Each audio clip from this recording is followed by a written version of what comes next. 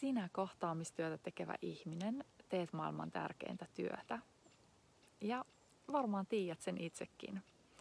Mutta kun kannattelet toisia ihmisiä ja joudut kohtaamaan siinä työssä aika vaikeitakin asioita, ihmisten haavoittuneisuutta ja maailman pahuutta, niin silloin sitä toivoa ja lohdullisuutta ja ihmisten välistä yhteyttä, arvokkuutta, merkityksellisyyttä on aika tärkeää vaalia.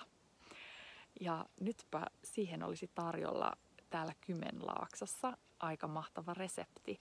Nimittäin Kotkassa on alkamassa voimaannuttavan valokuvan ammatilliset perusteet. Vuoden mittainen mahtava sukellus lempeään katseeseen ja näkyväksi tekemisen voimaan.